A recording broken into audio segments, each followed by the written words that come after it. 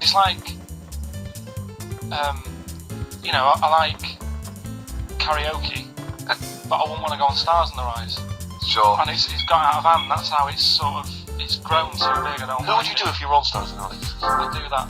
Moby? Jack the Knife song. Jack the Knife. Old Mac, he can be. That one, yeah? Is Mac the Knife? That's what I do. But which he'd do a hip hop version. But which of the many singers would you impersonate? You can't. It's not the song, is it? It's you could do Jimmy Somerville, I think, quite well. Yeah, Somerville. Moby. Did Morph bring out a single? I don't think Morph did. Didn't he? No, I'm not sure. Didn't he have a theme tune? Did Morph? Phone in if you think Morph. Morph didn't speak, Rick. Didn't he? Sing. Morph hardly had any features. True.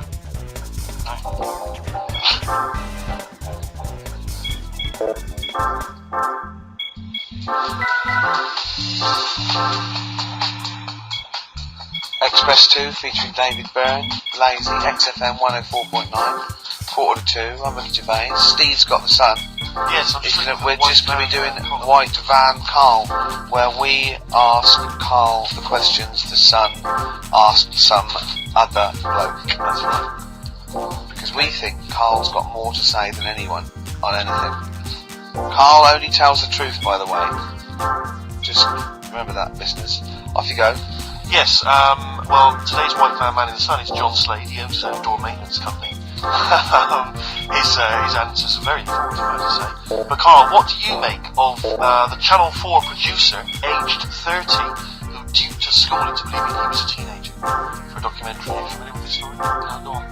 Well, basically a 30-year-old guy kind of fooled the school into thinking he was a pupil for a secret documentary. The school's outraged. Do you think that's, for you, should anything go when it comes to making TV? I think I've said to you before, there's loads of kids at my school. I remember being in the first year, and kids who, what year the school's gone to? If I was in the first year, what is it? 11? 5? Oh, sorry, first year of infants and juniors. No, secondary school. 11. Year 11. Kids No, have beards. No, not year 11.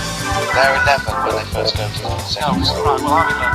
Kids on the older end. Well, there's a fifth form, and then there's a sixth form. You can leave when you're 16, I think, can't you now? Right, well, kids who are 16. Yeah. I'm told you have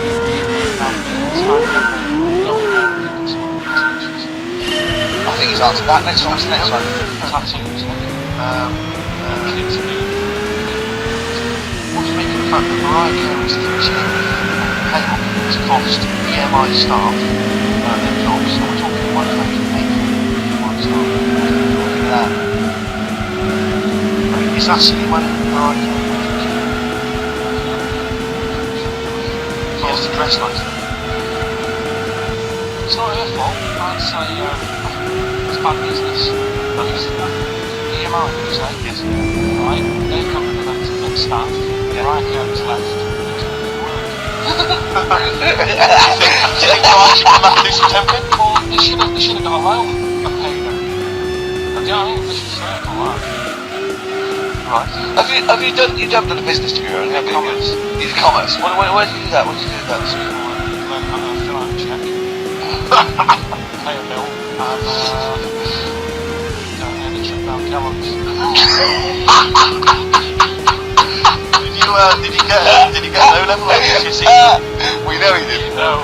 But was there a commerce exam, or was it just a division of maths? Why did he fill out a check? A subset of maths. It was an option. It was like... What was it? Fill out a check, pay a bill, and a music break. Kellogg's and it's obviously a toy for them. Really? What was in them? Cocoa Pops? Space Nuts? Sorry, that wasn't Ken Dodd. That was someone else. That was another. Yeah, that wasn't Special K. Oh, dear. What about this then? Home Secretary David Blunkett admits that muggers rule some streets. Weird this. When I was out with you. I don't believe it's going to be weird, whatever you say. No, when we were in that pub that night, we were talking about muggers and that. It said this, what I tend to do is I nearly got mugged once. You what? You nearly got mugged once? I nearly got mugged. Yeah. But I tried this I'm acting. Right, how did you act then? Well, this guy went to his friends. And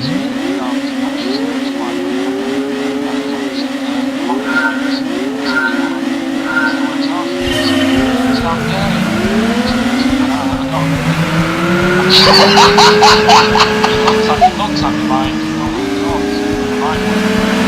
Were you acting it, or were you just No, I put it on. Were you not taking pictures? Well, you don't think about it, do you, when you sort of think the eyes of danger? Well, not you, clearly, you're a brave man. So what did you I just went a bit mad. I just kind of, because he said he wanted the trainers and they were dear ones at the time. And I just, no, you're not having these. So I've crafted. I said I wanted these trainers. Yeah. And went on to tell him how I work at printers and I don't enjoy it. And I put in all these hours and that, and I have to cycle home for about 5 miles. And Did he give you his trainers? Yeah. Did he have a knife? I just left. No, I didn't get that. Didn't get that violent. Well, that's very brave for you, Carl. Yeah, it's That's good. good advice, though. Just that mental. See, what's it? Should have tried it the other night. Oh, Liza Minnelli. Yeah. She says, I've worked hard for these diamonds. Yeah. Not easy being the daughter of Judy Garland. You don't know what it's like. Finally, apparently there was a crook that got a job, a security job at Heathrow. Right, he was a crook and he got a job at Heathrow. As robbers steal another £2 million. Apparently security down there is lax. Yeah. Is that concern for you? Is this another Yeah. 2 million? Yeah. Why is all this money at the airport? It's those sandwich shops. You know how they're really expensive? The sandwiches in like when you get a plane, they're like £2.50 for tuna, which is ludicrous. Yeah. That's basically free. What do you mean, why is all this money at airports? What is he doing there? Why? Have a go. No, have a go answering this yourself. Why is anything at an airport? It's going somewhere. Or coming in from somewhere? Yeah, but money you can sort it out through the bank, like phone banks. Have you done commerce? You know a lot about paying bills and writing out checks. Yeah. Tell us about Kellogg's. What was it like? What was in the factory? Was it just like squashing bits of corn? Pretty boring, really. Just loads of conveyor belts, Yeah. boxes of cornflakes everywhere. Just what you imagine. Yeah. So is it more, this is where you might be working? This is where you're likely to work? Possibly. There was 2 trips. There was that and a trip to Manchester with the news. And I left that early because I had a job in Cordon Bleu. Kellogg's. Cordon Bleu, what's that? It's like a supermarket. Yeah? And I had to leave the trip early, and the teacher went mad saying they thought I'd got lost on in the building and stuff. What, you didn't tell anyone? No, because it was like day 2 of working in the supermarket, and I couldn't be late. I thought by the time I explain where I've got to go and everything, I'll be in later. Sure. So I just left, and apparently they were searching the building. How old were you? Stuck in the print. Stuck in a printer! What was the printer's name? You worked at somebody called Cordon Bleu. Cordon Bleu! That's great, isn't it? It's rubbish. Oh. Got sacked. What did you get sacked for? Messing about. After the car back.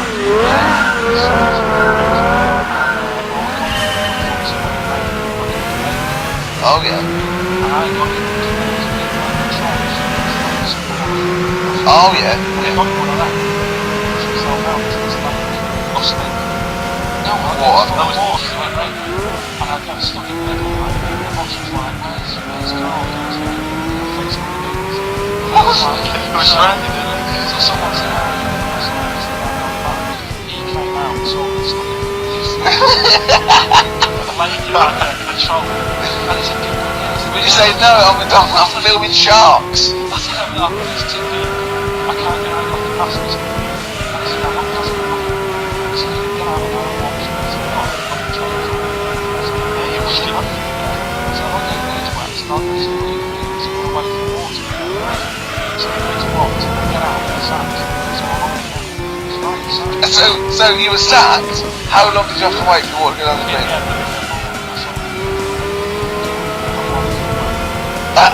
How long were you waiting? Just think of it. Just think. I mean, how did he get himself into that situation? That's fantastic. Should we play a record? That's more White Man next time on the show. Electric Soft Plays. I keep trying to get the album for free. That's the line.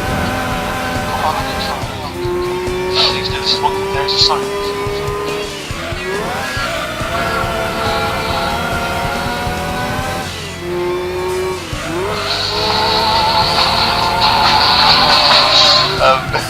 Gomez and Shot on XFM 101.9. Sorry, I've wanted to tell Steve something. Talking amongst yourselves, when you were out there, Johnny Mango said to Carl, when are we going to do this thing? And Carl got all nervous. Right, and he went, you don't want to do it, do you? He said, I was just going to get out of hand, I just want to go as high as a tree. And you know, well, I'll hold you down the road. He went, yeah, but he said, but when the crowd are there and they're all screaming higher, higher, I'll feel the pressure and have to go along with it. What crowd? What crowd? Higher! No, higher! You don't live in like a medieval era. It's not going to be dancing bears and tumbling midgets. Anyway, I don't know, that's an idea. Hold on. If there's anyone got any of those? Some midgets would be amazing. Yeah. Definitely. Less balloons, cheaper to do. Oh, you're going No, up. you're going up with them. No, you're going up with them. Not just no. With a midget under either arm. Brilliant. Yeah. Oh dear. Oh, it's time for your the re-education of Carl Pilkington. This week, Carl was studying the life and times of Winston Churchill. What did you make of it, Carl? What did Churchill do for you? Right, last week I made a bit of an error with Hitler. Go on, I what? tried to remember too much and it was way too much for me. Sure. So what I've done this week, sort of flicked through, got a few of the basic facts. Yeah. And what I've learned, right, a bit weird the way all these people have something in common, that they're all a bit weird when they're younger. Go on, what's illness? Go on. Well, you know, Rasputin, he wasn't well as a kid. Yeah. Che Guevara. Oh, this is Rasputin, the mad monk, wasn't well. Yeah. Yeah. Che Guevara. Asthma, really bad asthma. Yeah. Hitler, he was only one ball. A bit mental. Yeah. His mother. He was what, a bit mental. That could be libelous. Yeah. And Churchill. Yeah. Very weak child. Was he? He only spoke to his dad 4 times in his whole lifetime. Really? Yeah, didn't get on with his dad. Right. And I think one of the times when his dad spoke to him, he was having a go, saying he didn't do as well in the army as he wanted him to. Right. So that's a pretty sad bit of it. Yeah. Anyway, so that spurred him on anyway. Yeah. I'm not going in all the ins and outs. Very important bloke. Okay. No, seriously. I mean, your dad bought the tapes, didn't he? Yes. And I can understand why. Because he did change a lot for us. You know what I mean? We wouldn't be sat here now talking like this. Why? We could have been German. He didn't let that happen. Everyone had a go at him, right? When I think it was Chamberlain who was in power, and he was like saying, "Don't be trusting that Hitler." Yeah. You know. And everyone was like, "Oh, stop causing trouble." Chamberlain sorted it out. You know, he sorted out a peace agreement. Yeah. And he was like, "No, don't trust him." And everyone's like, "Oh, you're just causing trouble." You know, everyone else is happy.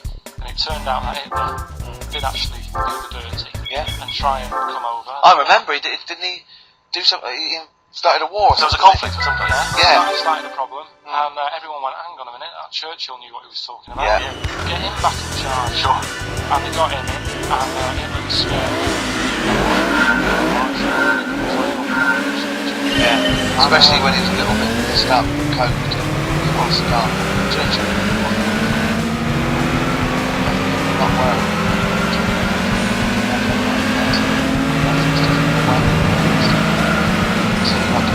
Winston Churchill was coked up, was he? I mean, sorry, this is something I wasn't aware of. If there are any historians, if I'm wrong, I'm very sorry. No, I don't think so. Any historians or experts on war? Did Churchill and not some of the other people during I think the First and Second World War take a little bit of history? So what is it like? Doctors certainly used to. People like Kate from Boat No, he probably did like a bit of it. Sorry, carry on. So anyway, Off. Oh, that's steady on. It's crystal life to do with it. And the most amazing thing is, right, he wasn't fit. Well, he's still a bloke. No, he had a couple of strokes. He had a stroke. We've had that. He beat the boss. He likes to have a couple of strokes. Let's not get into innuendo. Oh, it's stupid. Right, so he had like a stroke. He was up and fighting. Really? Strong rope. Yeah. He's a good lad, wasn't he? Yeah, so Is he? I'd say out of all, I mean, Rasputin,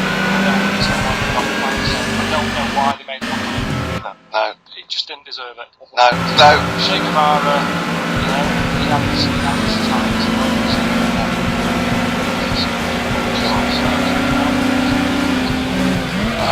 Hitler,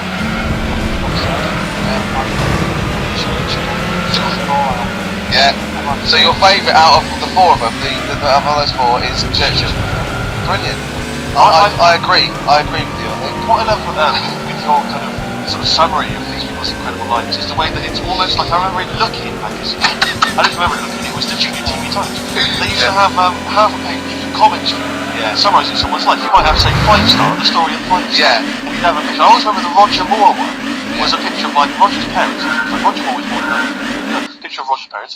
Roger grew up during the war. Picture of Roger running down the street, right? Yeah. This is a school kid with a Spitfire coming behind him like Mrs. Smith, surely. Exactly. Yeah.